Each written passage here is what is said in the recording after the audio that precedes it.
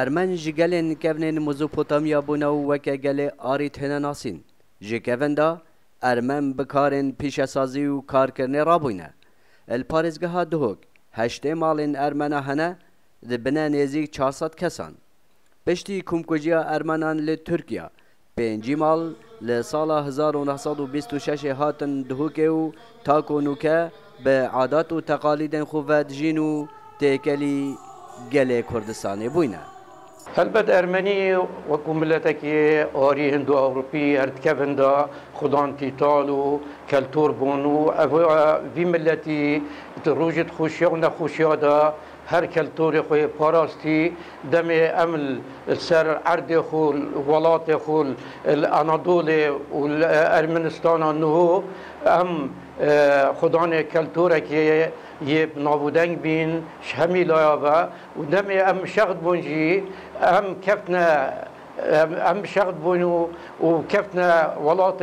دیت بیانی وکی پناهنده ما دیسا هاریکاریا کنیسا ما خو گهانده کدو و ما پاراست مزمان خوب پاراست ما کلتور خوب پاراست ما روشت و تیتالت خوب پاراستن و شنگی حتی نو که اب تیتال و روشتت و کلتورت ما ساخه و دهر مینت ساخجی ارمنین دهوک جهاتنا وان تاکو سال 2008 به کنیسه بون مراسم خوین دینی ل کنیسه و دیرن کلد و آشوریات کرن لسال 2008 یکم کنیسه بو ارمن پارزگاه دوک اجلای حکومت هرم کردستان و هاتا آواکت بناو کنیسه نرسس چنور حالی ام کنیسه نوبت بجنه کنیسه ارمن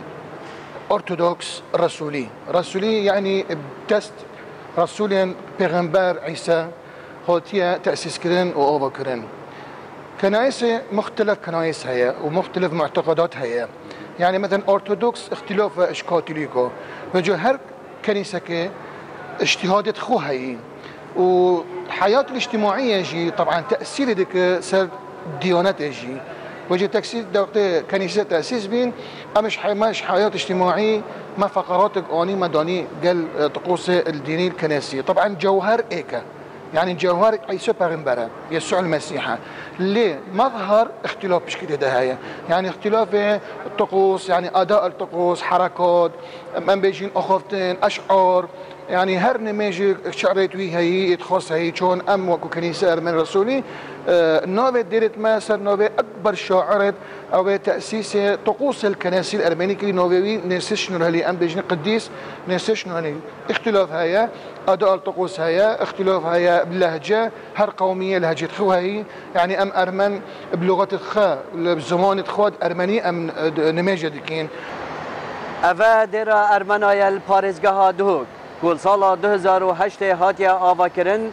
ارمن پارزگاه دهوک همی طقوس خوین دینی لوی دیر انجام دادن. سلام بالای دنگ امریکا